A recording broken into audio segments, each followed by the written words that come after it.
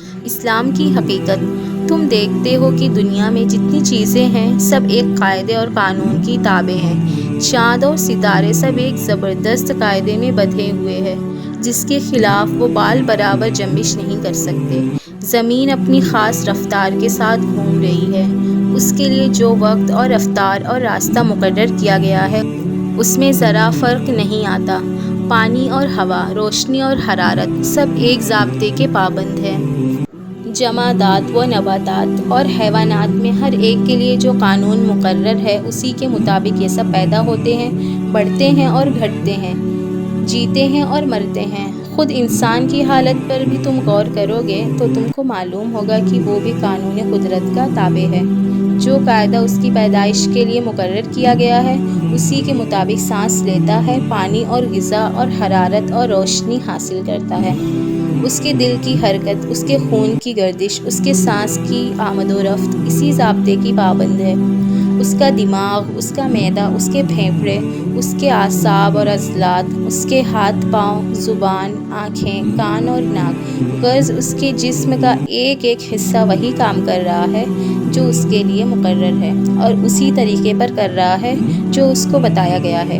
یہ زبردست قانون جس کی بندش میں بڑے بڑے سیارے سے لے کر زمین کا ایک چھوٹے سے چھوٹا ذرہ تک جکڑا ہوا ہے، ایک بڑے حاکم کا بنایا ہوا قانون ہے۔ ساری کائنات اور کائنات کی ہر چیز اس حاکم کی مطیع اور فرما بردار ہے، کیونکہ وہ اسی کے بتائے ہوئے قانون کی اطاعت و فرما برداری کر رہی ہے۔ اس لحاظ سے ساری کائنات کا مذہب اسلام ہے، کیونکہ ہم اوپر بیان کر چکے ہیں کہ خدا کی اطاعت و فرما برداری ہی کو اسلام کہتے ہیں۔ سورج، چاند اور ستارے سب مسلم ہیں، زمین بھی مسلم ہے، ہوا اور پانی اور روشنی بھی مسلم ہے، درخت اور پتھر اور جانور بھی مسلم ہیں، اور وہ انسان بھی جو خدا کو نہیں پہچانتا اور خدا کا انکار کرتا ہے، جو خدا کے سوا دوسروں کو پوجتا ہے، جو خدا کے ساتھ دوسروں کو شریک کرتا ہے، ہاں وہ بھی اپنی فطرت اور طبیعت کے لحاظ سے مسلم ہی ہے، کیونکہ اس کا پیدا ہونا، زندہ رہنا اور مرنا سب کچھ خدائی قانون کے ماتحت ہے۔ اس کے تمام اعضاء اور اس کے جسم کے ایک ایک رونگٹے کا مذہب اسلام ہے، کیونکہ وہ سب خدائی قانون کے مطابق بنتے اور بڑھتے اور حرکت کرتے ہیں۔ حتیٰ کہ اس کی وہ زبان بھی اصل میں مسلم ہے جس سے وہ نادانی کے ساتھ شرک اور کفر کے خیالات ظاہر کرتا ہے۔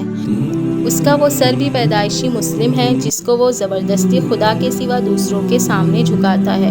اس کا وہ دل بھی فطرتاً مسلم ہے جس میں وہ بے علمی کی وجہ سے خدا کے سوا دوسروں کی عزت اور محبت رکھتا ہے، کیونکہ یہ سب چیزیں خدائے قانون کی فرما بردار ہیں اور ان کی ہر جنبش خدا ہی کے قانون کے ماتحت ہوتی ہے۔